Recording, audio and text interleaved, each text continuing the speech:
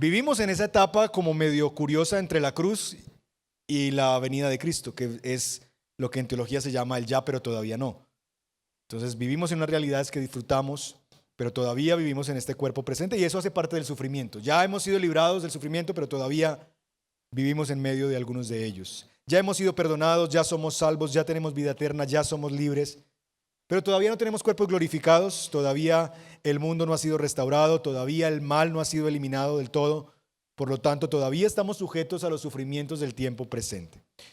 ¿Cómo podemos entonces aprender a sufrir bien?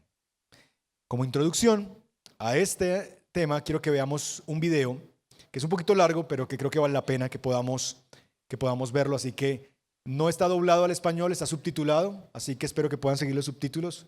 Vamos a apagar un poquito la luz a ver si eso nos ayuda para que usted pueda seguir ahí los subtítulos. Así que pongan su atención en la pantalla.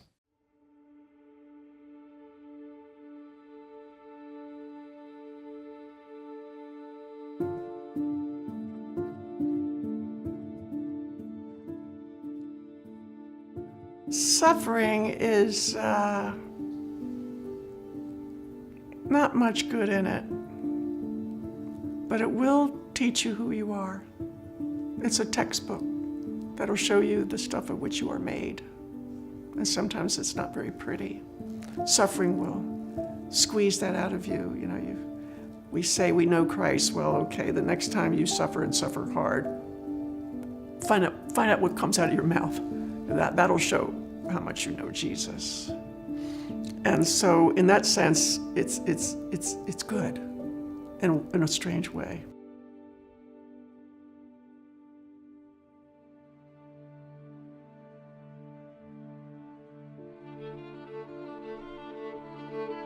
I was the last of 4 girls. My daddy wanted a boy, so I got the name Johnny. And the family was very athletic, so I was scrambling to keep up with everybody.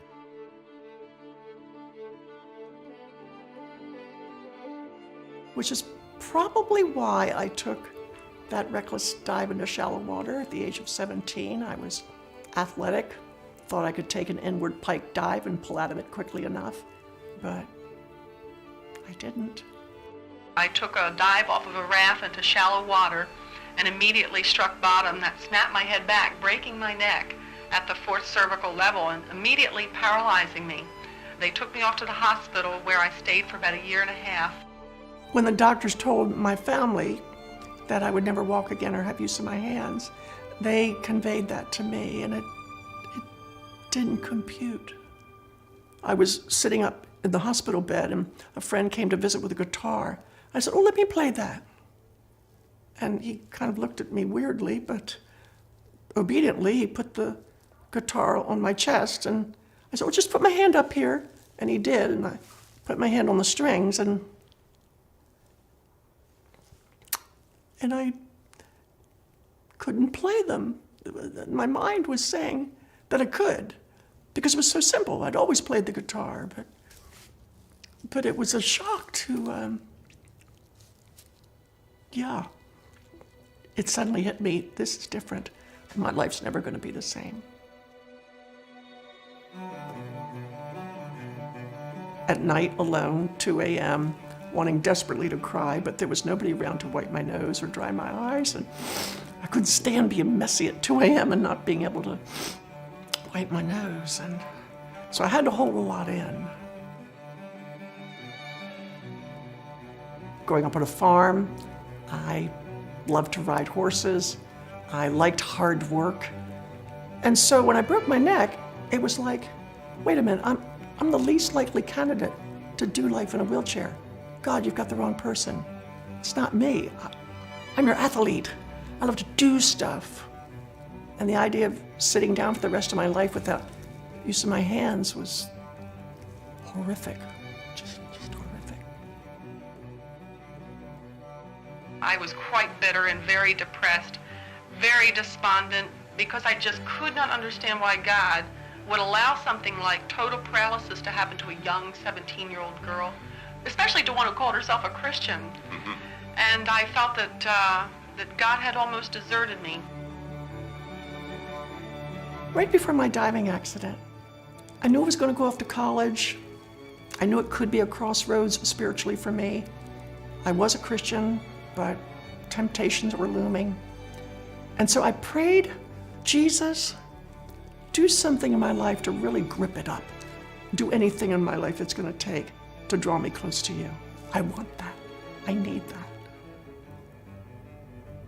And then I broke my neck. And I remember thinking in the hospital, how could you take my prayer so seriously? I mean, I really didn't mean this. And I thought, God could never be trusted with another prayer again. And yet, where else am I going to turn? Because he's the only one that's got the words of life. So Jesus, help me understand, help me get it. How I'm supposed to live like this, and what in the world are you doing, and how will I survive?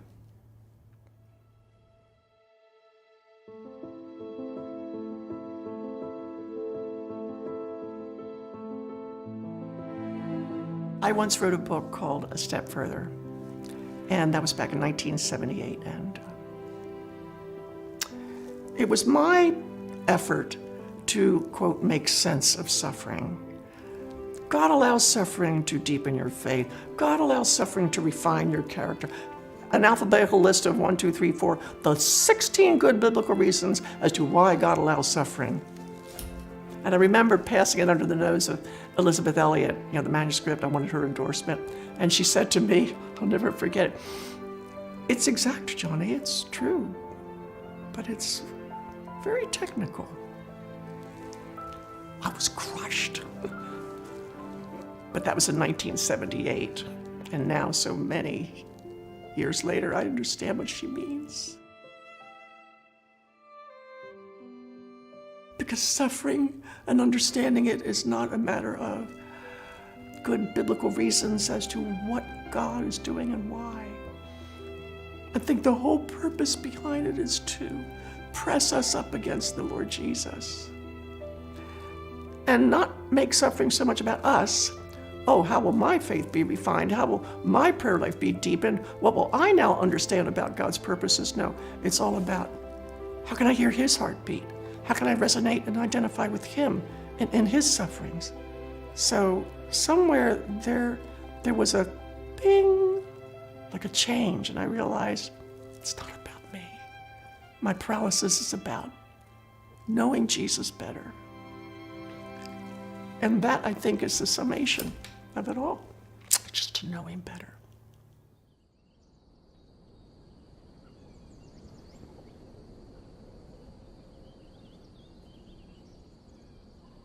More than half a century of living in a wheelchair as a quadriplegic, a couple of battles with stage 3 cancer, pulmonary hypertension. I'm not even sure what that is, but it's my daily struggle with chronic pain that makes life hard. In fact, it makes my quadriplegia feel like a walk in the park. I can do quadriplegia, but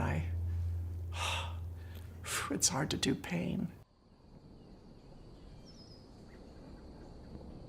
One of my favorite hymns, prone to wander, Lord, I feel it. Prone to leave the God I love. Here's my heart. And I do that a lot. I say to Jesus, here's my heart. And I manage my heart. When I say, here's my heart to Jesus, I say, heart, you are not going to go down that grim, dark road to depression. You have been there one too many times, and it's going to rip you apart. You don't want that. And so I've got to constantly be driving it like a sheepdog snapping at its heels down the road to Calvary every morning just to find Jesus in the midst of this discouragement or depression. I've got to tell my heart constantly, go find Jesus. He's your hope. He's the only one who will satisfy. And I'm grateful then that for that hymn.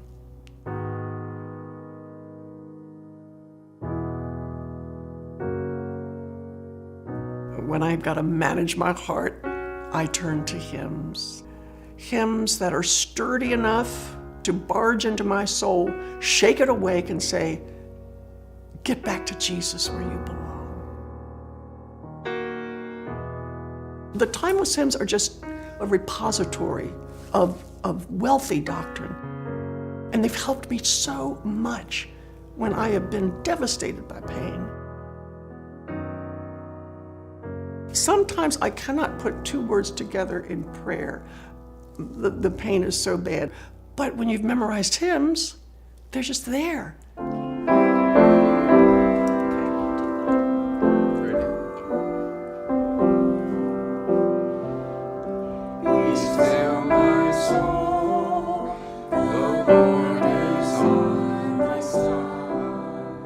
At night, when I can't sleep at 2 a.m., 4 a.m., whatever, I don't get anxious about it. I used to, but I don't. I just breathe deeply and I talk to my pain. I say, you're not going to have control of me. Because 2 Corinthians chapter 4, verse 8 says that though I am pressed in on all sides, I'm not crushed. So pain, you're not going to crush me. I'm going to find Jesus in you. And then I start singing to him, Jesus, I am resting, resting in the joy of what thou art. I am finding out the greatness of thy loving heart, of thy wounded heart, of thy suffering heart, of thy painful heart. And I wish I could describe to you the sweetness and the intimacy that I find with my Savior. So God bless the pain. What a harsh, severe mercy, but what a sweet one, because it has helped me just love him.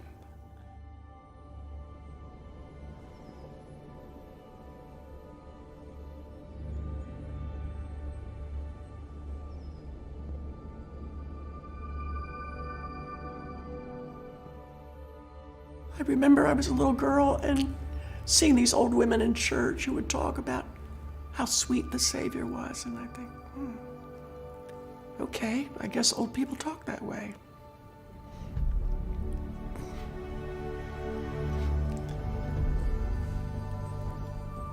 But of all the things I've learned about him, he is so sweet, and he's so lovely, and he is so worth knowing. He's ecstasy beyond compare. And I would much rather be in this wheelchair knowing I'm like that than to be on my feet without him. Honestly, I would. If I would, I'd like to quote just a short poem that has meant a great deal to me. Please do. That's great. When I was in the hospital, a friend of mine shared with me a particular hymn, and it's, abide with me, fast falls the evening tide. When darkness deepens, Lord, with me abide. When other helpers fail and comforts flee, help of the helpless, oh, abide with me. I think that kind of sums it up, too, just about how I feel that I can abide in the Lord's grace, even in this wheelchair. And that constantly amazes me, that, my goodness, I feel his sustaining power every day, and it just underscores to me that God can empower anyone to rise above their circumstances.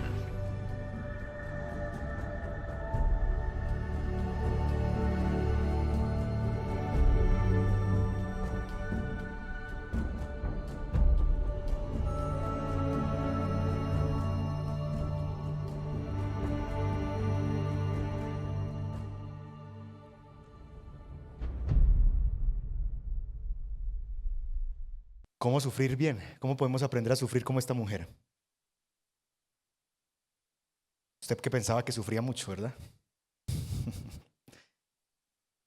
Por alguna razón a veces en las iglesias hacemos concursos de sufrimiento.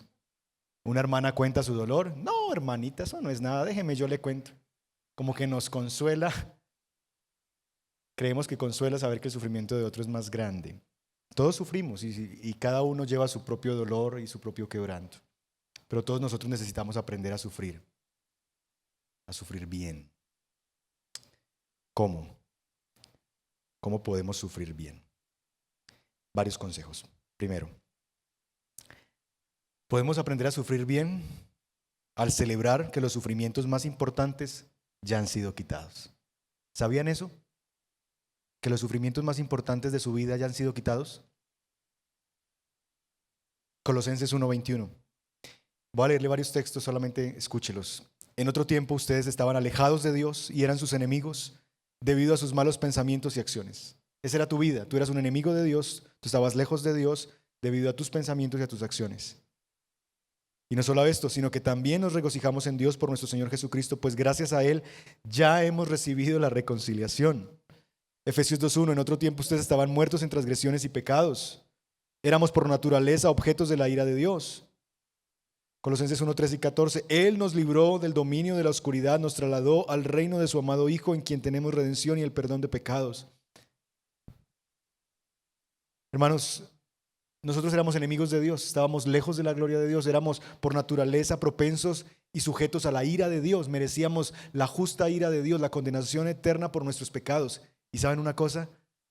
Dios, por su gracia, dio ese juicio que merecía nuestros pecados sobre su propio Hijo, y por la fe y por la gracia de Dios, tú y yo hemos sido salvados. Así que los sufrimientos más importantes que una persona puede tener, ¿qué podría ser peor que tener a Dios de enemigo? Piensen eso. ¿Qué cosa es más horrenda, más difícil que tener a Dios por tu enemigo? Esa era tu realidad sin Cristo. Pero por la obra de Cristo, ya Dios no es tu enemigo y ahora tú puedes llamar a Dios Padre y ser reconciliado con Él. Así que, por más difíciles que sean tus sufrimientos, piensa en esto. Celebra que los sufrimientos más grandes ya fueron quitados, fueron eliminados. La condenación fue quitada, la ira de Dios fue quitada. El tener la espalda de Dios frente a nosotros fue quitado. Ahora Él nos ve de frente y nos llama a sus hijos. ¡Qué maravilla! Así que aprendemos a sufrir bien cuando aprendemos a ver que los sufrimientos más grandes ya fueron quitados. En segundo lugar, aprendemos a sufrir bien cuando recordamos que nuestra vida está en las manos de Dios. Recuerda que tu vida está en las manos de Dios. Eclesiastés 3, 14 y 15. Está ya en pantalla. Sé además que todo lo que Dios ha hecho permanece para siempre, que no hay nada que añadirle ni que quitarle, y que Dios hizo así para que se le tema.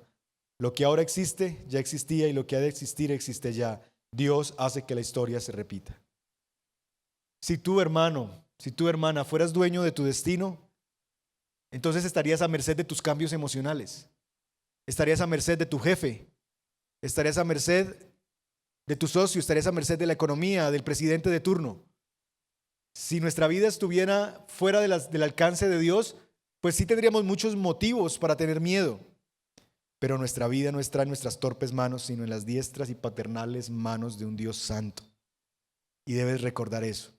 Por más difícil que sean los sufrimientos que estoy viviendo, mi vida no está en mis manos. Dios no es ajeno a este sufrimiento. Dios no está tomando una siesta. Dios está presente. Dios está en medio de esto. No lo puedo ver razones, pero Él está allí y mi vida sigue estando en sus manos. No se cae la hoja de un árbol. Todos los cabellos de nuestra cabeza son contados por un Dios que gobierna todo lo grande y cada minúsculo detalle de mi vida. Recuérdalo cuando estés en sufrimiento. Tercero, ¿cómo poder sufrir bien? Bueno, quizás debas revisar si ese sufrimiento que estás viviendo ha venido quizás como justicia por tu pecado. Números 32:23 dice, pero si no lo hacen así, miren, habrán pecado ante el Señor y tengan por seguro que su pecado los alcanzará. Quizás debo revisar que ese sufrimiento que yo estoy cargando es una consecuencia de mi propio pecado y que el pecado me ha alcanzado y por eso estoy sufriendo lo que estoy sufriendo.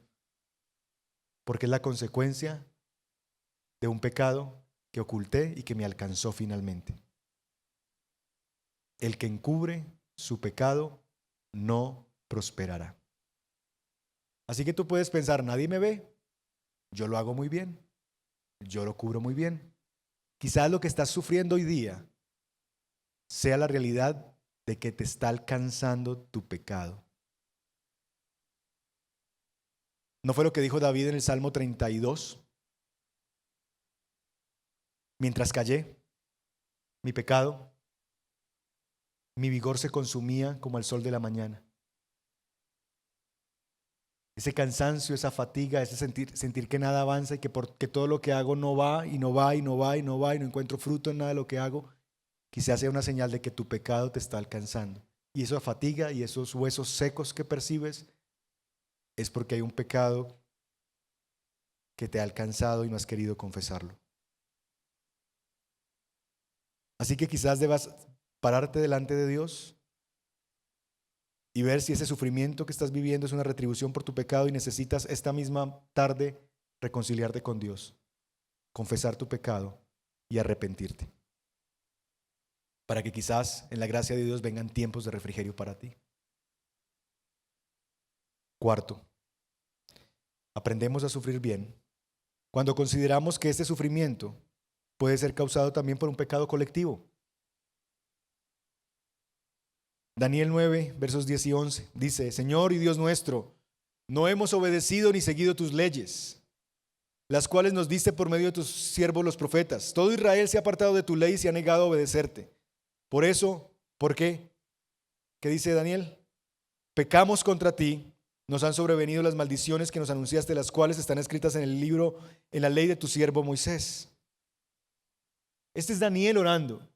Y Daniel no dice: Señor, mira cómo el pecado de esos otros nos tienen como estamos. No, Daniel se identifica con su pueblo y él dice: hemos pecado, nos hemos apartado, pecamos contra ti y por eso nos han sobrevenido estas cosas.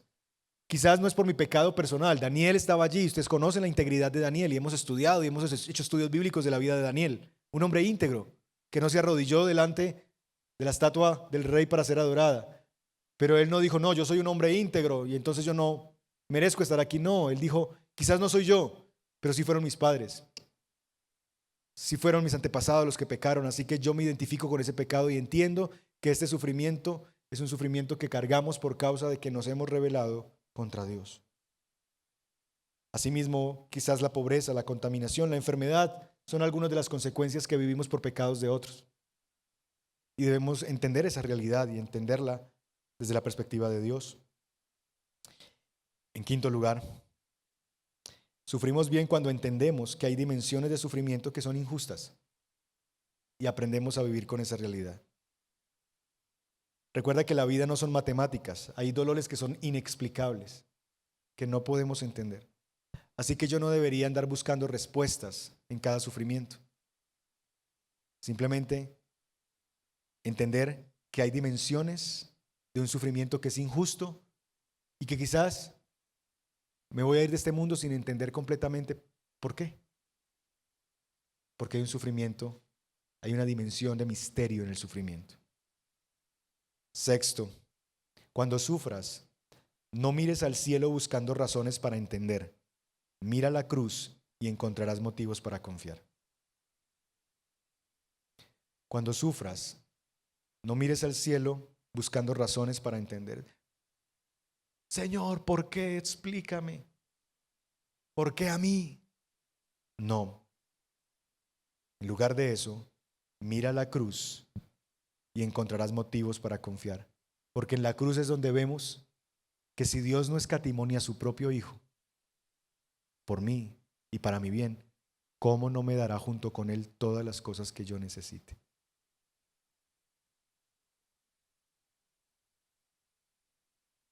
¿Qué es lo más grande del universo? ¿Qué es la cosa más extraordinaria? ¿Qué es lo mejor del mundo? ¿Qué sería lo mejor del mundo, de la vida misma? ¿Qué es lo mejor? Dios mismo, ¿verdad? Dios es lo mejor. ¿Están de acuerdo conmigo? Les pregunto, ¿Dios quiere darnos lo mejor? Tercera pregunta, ¿no nos ha dado Dios ya lo mejor? Nos dio a Él mismo, se nos dio en la cruz del Calvario. Entonces, no puedo confiar que Dios ya me dio lo mejor y que si ya me dio lo mejor, puedo confiar entonces mi vida a aquel que fue a la cruz y puedo confiar en que aunque yo no lo entienda, está procurando un mayor bien a través de este sufrimiento que estoy viviendo en el tiempo presente. Dios tiene el control, conoce el dolor y Él se sujetó a ese dolor por mi mayor bien. Así que puedo confiar en Dios, porque Él ya me dio lo mejor. Cuando estés en sufrimiento, no mires al cielo para buscar razones. Mira la cruz para encontrar confianza. Si Dios dio a su Hijo, puedo confiar en Dios. Él es confiable. No me negó nada, ni a su Hijo me lo negó. Me lo dio por mí. ¿Cómo no voy a confiar en Él en este momento difícil? 7. Comprende que el sufrimiento te hace más como Cristo.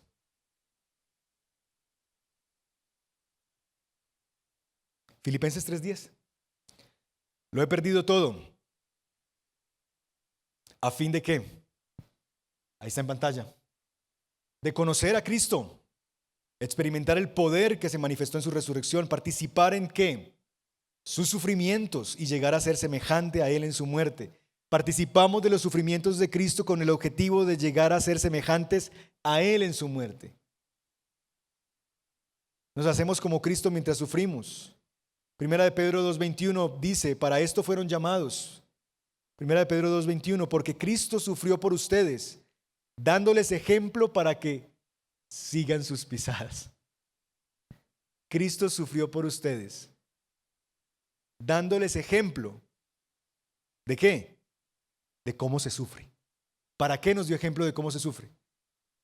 Para que sigan sus pisadas. ¿Qué hizo Jesús en su sufrimiento? Se entregó a aquel que juzga con justicia. Padre, si es posible, pero no se haga mi voluntad, sino la tuya. Se confió en las manos de aquel que lo gobierna todo y que es bueno. Y aunque él quería quizás otra manera, podía haber deseado otra manera, dijo, Padre, si es posible, hazlo, pero si no, tu voluntad siempre será lo mejor. Y descansó en esa realidad. Hermanos, el sufrimiento es el torno donde el alfarero forma el carácter de Cristo en nosotros. Y usted se quiere bajar del torno. No, ahí es donde el alfarero le da forma a la vasija. Mientras da vueltas en el sufrimiento, mientras pone sus manos a veces duras sobre el barro y quita lo que no nos gusta, allí está Dios formando a Cristo en nosotros. Hebreos nos dice que Cristo, por lo que padeció, aprendió la obediencia. Cristo aprendió a ser humano mediante el sufrimiento. Nosotros mediante el sufrimiento aprendemos a ser como Cristo. Cristo mediante el sufrimiento aprendió a ser humano. Nosotros a través del sufrimiento aprendemos a ser como Cristo. El sufrimiento nos hace cada vez más como nuestro Salvador. Porque el sufrimiento, dijo C.S. Lewis, es como el megáfono de Dios llamándonos hacia Él. Que a veces no escuchamos la voz de Dios. Y entonces, ¿qué viene? Dios amplifica su voz. Nos dice, ven. Y venimos a la iglesia y el pastor predica la escritura y nos dice, ven. ¿Y nosotros qué? No venimos. ¿Y entonces qué hace Dios? Toma un micrófono llamado sufrimiento y nos dice, ven.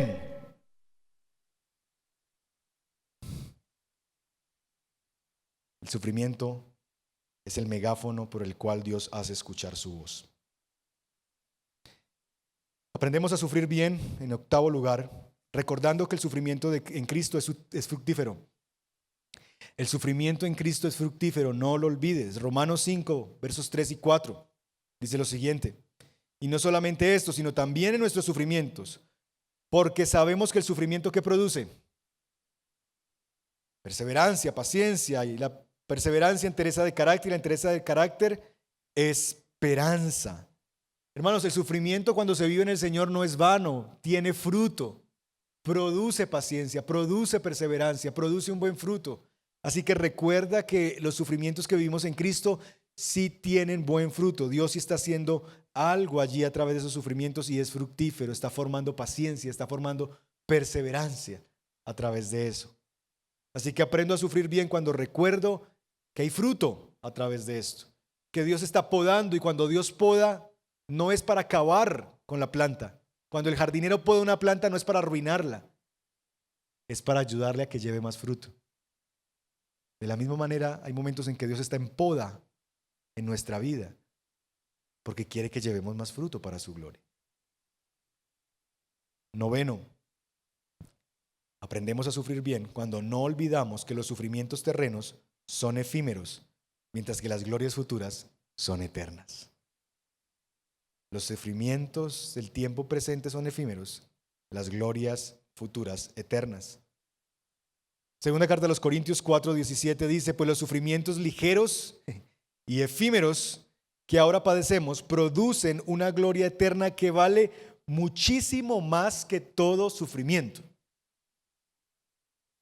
Los sufrimientos ligeros y efímeros que ahora padecemos producen una gloria eterna que vale muchísimo más que todo sufrimiento, dice 2 Corintios 4:17. ¿Cree usted eso? ¿Cree que sus sufrimientos son ligeros y efímeros? Ahora, son ligeros y efímeros no en sí mismos, sino cuando se comparan frente a la gloria que nos espera. Es en comparación a, si usted está en un desierto y lo único que tiene es un poquito de agua del grifo, no sé cómo le llaman aquí, de la llave del grifo, ok. ¿Usted le parece eso que eso es muchísimo, verdad? Pero si en ese mismo desierto usted halla un oasis donde hay fuentes de agua de manantial y le ponen un vasito al lado de agua del grifo, ese agua del grifo, ese vasito del agua del grifo ahora parece cero importante frente a el manantial de fuentes de agua que fluye ahora. Bueno, así mismo. Claro, si lo único que vemos es nuestro sufrimiento, nos parece que es todo. Pero cuando yo veo mi sufrimiento al lado de las glorias futuras, yo digo, no, esto le quedan pañales frente a las glorias futuras que nos esperan.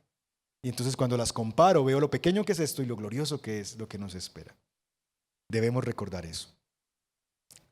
Y 10, aprendemos a sufrir bien al estimar el valor ministerial de tu sufrimiento.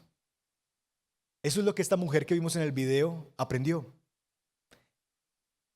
Aprendió a ver que su sufrimiento tiene un valor incalculable en el beneficio de tantas personas. ¿Cuántos de nosotros no fuimos fortalecidos al ver ese video ahora? Fuimos animados y alentados. Y esa mujer ni siquiera nos conoce, ni la conocemos a ella. ¿Cuántas miles y millones de más personas serán alentados por la fe, la consistencia y la esperanza que tiene esta mujer? Su sufrimiento tiene un alto valor ministerial. La gente a nuestro alrededor nos mira y nos oye. Y eso le comunica a la gente lo que somos y cuál es nuestra esperanza. Así que, hermanos, es bueno que los no creyentes nos vean sufrir.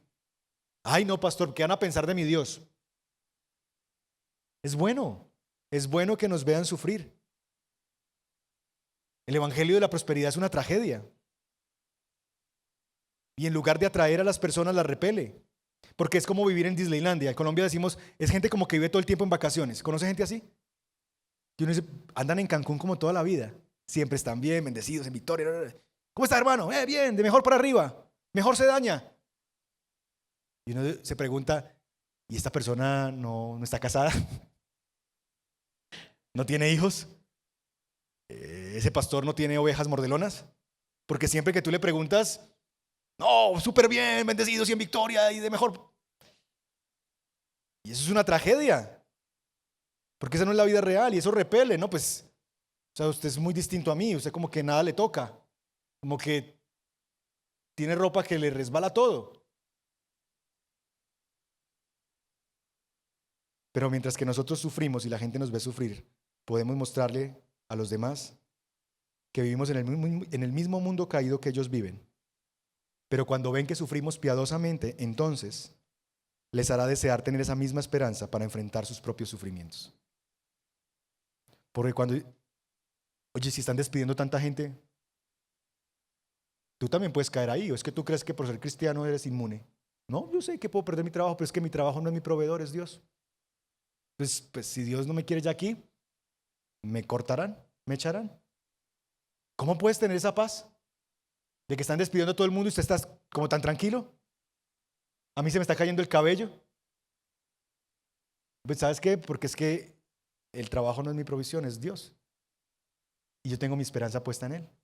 Porque Él es el que ha dicho que si lo busco a Él, todo lo demás me será añadido. Así que yo estoy tranquilo. Dios se ha provisto este trabajo para alimentar a mi familia.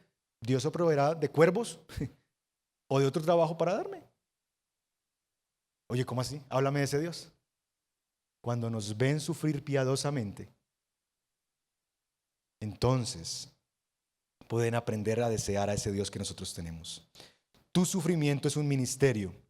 La luz del Evangelio fluye a través de las grietas de nuestras aflicciones, en las mentes y en los corazones de los que nos miran. La forma en la que sufres dice mucho. Que hable en voz alta del Evangelio, aun cuando duela, y del Dios que nos dio esperanza a través del sufrimiento, dice esta autora. Que tu sufrimiento hable del Dios que tú tienes, de cómo lo enfrentas, porque tu sufrimiento es un ministerio. Nosotros tenemos varias personas en la iglesia en silla de ruedas. Tenemos una niña, la hija de hecho de uno de los pastores de la iglesia, tiene como ella parálisis completa en su cuerpo y tiene problemas neuronales.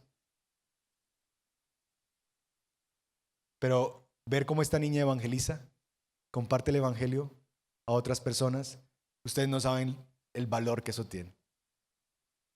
Es extraordinario el valor, el ánimo que eso produce en los que los vemos. Cuando una persona llega y hay otra mujer que vive más en el hospital que en su casa. Está 3 semanas hospitalizadas y 1 semana en su casa. Así más o menos es su vida. Pero ver la entereza de carácter, cómo enfrenta el sufrimiento. Eso nos habla tanto cuando somos tan llorones y quejones porque, ay, se me varó el carro, se me dañó la nevera. ¿Cuánto sufro yo? El refrigerador se me dañó, se me descompuso la estufa. Y yo veo gente que realmente tiene sufrimientos mayores y alaba a Cristo y adora a Cristo y vive en contentamiento. Y digo, no. El valor incalculable de aprender a sufrir con piedad. Eso le comunica a muchos el Dios que nosotros tenemos. Finalmente, quiero darte 5 actitudes piadosas que puedes desarrollar en medio del sufrimiento. Estos son como consejos de cómo podemos sufrir bien. Aquí es 5 actitudes que te animo a tener en sufrimiento. 5 actitudes piadosas hacia el sufrimiento. En primer lugar, arrepentimiento. Esa es una primera actitud. Normalmente cuando estamos en sufrimiento nos convertimos en víctimas.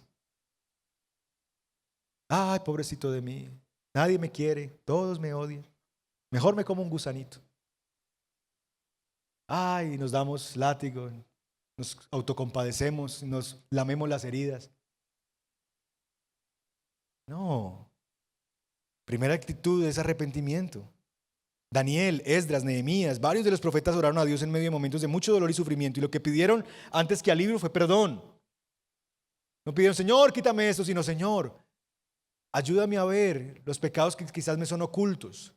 Ayúdame a ver qué de todas esas cosas que esas personas dijeron sobre mí, cuáles de esas quizás sí son reales y yo tengo que escucharlas y tengo que delante de ti pedirte perdón porque quizás de 30 cosas que me dijeron hay 2 que son ciertas. Y no las puedo desechar porque es un medio de gracia para ver mi pecado. Ah, la gente es malvada, la gente no me quiere, todo el mundo quiere mi mal, me persiguen. No, la primera actitud es arrepentimiento. Señor, ayúdame a discernir que quizás de todo lo que me dijeron, si hay 2 cosas que son verdad, yo necesito pedirte perdón. Así que arrepentimiento es una buena actitud. Ante el sufrimiento personal y el sufrimiento general debemos arrepentirnos y rogar al perdón del Señor y su misericordia. Esa es una primera actitud frente al sufrimiento. No te autocompadezcas. Primero, trata de arrepentirte si hay algo de pecado que tú puedes discernir ahí. Si no lo hay, está bien. Pero revisa primero tu corazón si quizás hay algo en lo que debas pedir perdón al Señor allí. 2. Una actitud que debemos aprender a desarrollar en medio del sufrimiento se llama lamento. Debemos aprender a lamentarnos. ¿Saben que hay un libro en la Biblia que se llama así? Ah, pero es que a mí me enseñaron que no puede estar triste un corazón que tiene a Cristo. Y lo cantábamos. Que yo no puedo decir que estoy triste. Eso es falta de fe. A ver. De nuevo, ser cristiano no es vivir en vacaciones todos los días. No es vivir en Disney. En este mundo tendrán aflicción. Hay momentos en que estamos en dolor, en quebranto. Así que Dios nos dejó un libro para enseñarnos a lamentarnos. Todo un libro de la Biblia para que aprendamos el lenguaje del lamento. Ahora, el lamento es diferente a la queja. El lamento es el lenguaje bíblico para responder al sufrimiento y es muy distinto a la queja. El lamento es el lenguaje bíblico para responder al sufrimiento. Dios no nos dejó, el lenguaje para responder al sufrimiento no es, estoy bien, yo estoy bien, nada me pasa. No, el lenguaje bíblico para responder al sufrimiento se llama el lamento. Y hay oportunidad para lamentarnos. La queja, ¿cuál es la diferencia entre la queja y el lamento? La queja es un puño cerrado al cielo. Pero es que ¿por qué me pasa esto a mí? Mientras que el lamento es una mano abierta. Señor, ayúdame porque estoy sufriendo. Dame tu misericordia, dame tu gracia. La queja culpa, es que tú. El lamento se hace cargo. Señor, hemos pecado. Esa persona pecó contra mí.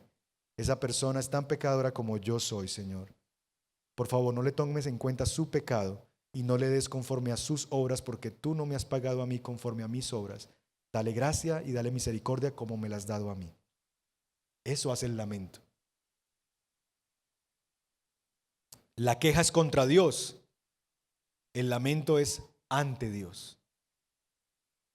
La queja busca la solución. El lamento busca la atención del cielo. El lamento es la voz del dolor, ya sea por mi propio dolor, por el dolor de otra persona, o por la montaña de sufrimientos de la humanidad y de la propia creación. El lamento es la voz de la fe que lucha por vivir con preguntas no respondidas y sufrimientos sin explicación. Repito eso. El lamento es la voz de la fe que lucha por vivir con preguntas no respondidas y sufrimientos sin explicación. Ese es el lamento. Y debemos aprender a tener ese lenguaje. ¿Cuánto diera yo? Nosotros tenemos la bendición de tener en la iglesia, uno de los pastores es también compositor y demás, y le he dicho, oye, deberíamos componer más canciones de lamento. En la iglesia deberíamos aprender a cantar cantos de lamento. Porque es que los cristianos también lloran. Como dicen los mexicanos, ¿verdad? Los ricos también lloran. Los cristianos también lloran. ¿Y por qué no aprender a cantar canciones de lamento? Y aprendernos a lamentar bíblicamente ante las cosas que no entendemos. Porque hay un lenguaje que Dios nos ha dado para responder al sufrimiento y se llama el lamento. Así que tenemos que aprender a lamentarnos, no a quejarnos, sino a lamentarnos. Y ahí tienen algunas diferencias que les pueden ser útiles en eso. Tercera actitud frente al sufrimiento se llama confianza. Miguel Núñez ha dicho, el cielo gobierna aunque parezca lo contrario. El cielo gobierna aunque parezca lo contrario. Entonces, cuando estés en sufrimiento, recuerda que tu vida no está en las manos del azar o del destino, está en las manos de Dios. Y Él ha dicho que nada ni nadie podrá separarte de su amor.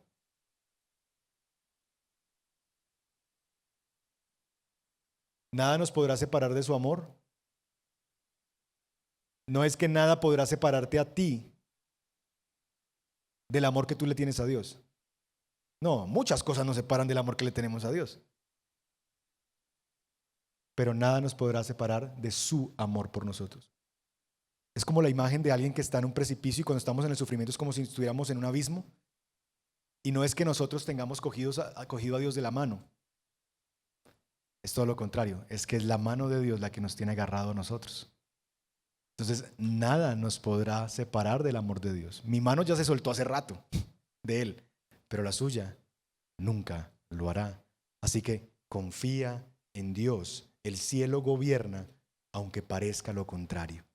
Siempre hay un Dios gobernando.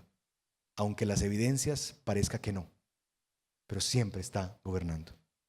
Cuarta actitud, hermandad. Gálatas 6:2 dice, ayúdense los unos a los otros a llevar sus cargas y así cumplirán la ley de Cristo. Hermanos, Dios nos creó para vivir en comunidad. La iglesia es una comunidad de pecadores y de sufrientes. La iglesia no es un museo de santos, es más un hospital donde están los enfermos, los que sufren. Y saben, muchos de los sufrimientos nos los causamos unos a otros. La Biblia dice, perdónense unos a otros. ¿Saben por qué dice eso? Pues porque vamos a pecar unos contra otros. Si usted no quiere tener ni un solo conflicto en su vida, váyase a una montaña y vuélvase un ermitaño. Le aseguro que no va a tener problemas con nadie. Pero si usted no quiere eso, usted va a tener que vivir problemas con personas, porque las personas somos los problemas. Y no podemos huir todo el tiempo de las personas. Hay personas que llevan 3, 4, 5, 6 matrimonios y piensan todavía que no han encontrado a la persona. ¿No será que es que el problema no son los 5 o 6 anteriores, sino que tú eres el problema? 5 o 6 iglesias. Esta es la séptima. Y dice, este es el número perfecto, así que ya llegué. Y ya estás empezando a ver, pero ¿por qué el pastor tal cosa? ¿Y por qué tal cosa? ¿Y será que es que el problema no está afuera, sino adentro? Dios nos creó para vivir en comunidad. La iglesia es una comunidad de pecadores y de sufrientes. Debemos aprender a ejercer el cuidado mutuo. Necesitamos aprender, hermanos, a cuidarnos unos a otros, porque las pesadas cargas se hacen más llevaderas cuando las compartimos. Hay como una vara, ¿sí? Que hay momentos en que los pesos muertos se cargan mejor cuando hay como una vara y va una persona adelante y otra atrás. El peso se hace más llevadero, porque podemos compartir la carga juntos. Así que en sufrimiento tendemos a aislarnos, a encorvarnos en nosotros mismos y a desaparecernos de la iglesia. No me preguntes, no me digas, no me toques, no me mires. No, necesitamos en medio del sufrimiento aprender que necesitamos de otros. Necesitamos el abrazo de una comunidad. Necesitamos el abrazo de otros hermanos. Necesitamos rendirnos cuentas unos a otros.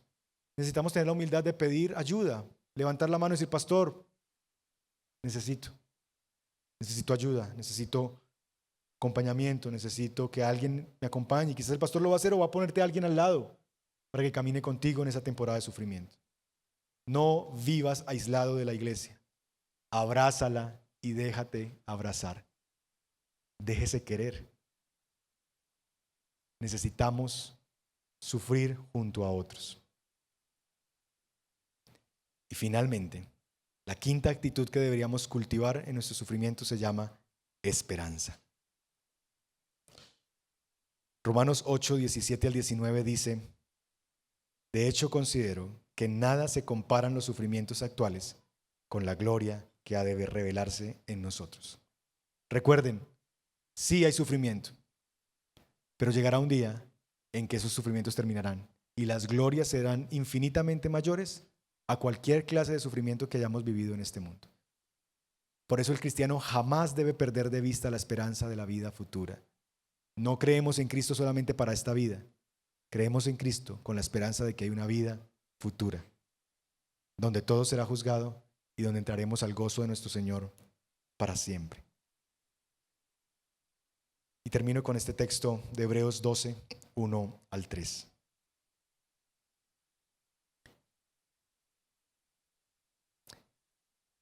Fijemos la mirada en Jesús, el iniciador y perfeccionador de nuestra fe, quien por el gozo que le esperaba, ¿qué hizo?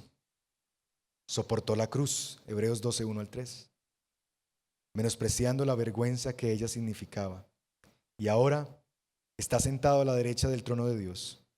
Así pues, consideren a aquel que perseveró frente a tanta oposición por parte de los pecadores. ¿Para qué? Léalo en voz alta. ¿Lo podemos leer juntos? Verso 3, a la voz de 3. Está ahí, ¿verdad? 2, 3. Así pues, Consideren a aquel que perseveró frente a tanta oposición por parte de los pecadores, para que no se cansen ni pierdan el ánimo. Consideren a Jesús para que no se cansen ni pierdan el ánimo. ¿Qué es la escasez en 80 años de vida? ¿Qué es una vida de 80 años de pobreza? Pastor, eso es mucho, comparada a palacios eternos en los cielos. ¿Qué es el abandono de un esposo?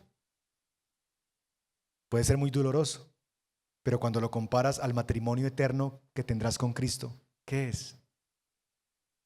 ¿Qué es perder la vida de un bebé frente a disfrutarlo eternamente? ¿Qué es el cáncer de 5 años frente a salud eterna que tendremos con Él para siempre? Las cosas se ven en su justa dimensión cuando las comparamos con la gloria que ha de revelarse en los hijos de Dios. Miren a Jesús para que cobren ánimo, no se cansen ni pierdan el ánimo. Mira a Jesús, el autor y el consumador de la fe, porque Él sufrió, no desmayó y sufrió el dolor más grande para que tú ya no tengas que vivir ese dolor más grande. Y mientras caminamos en este mundo caído, nos vamos renovando y haciéndonos cada vez semejantes a Él. Que el Señor nos ayude a sufrir de una manera piadosa y que lo honre.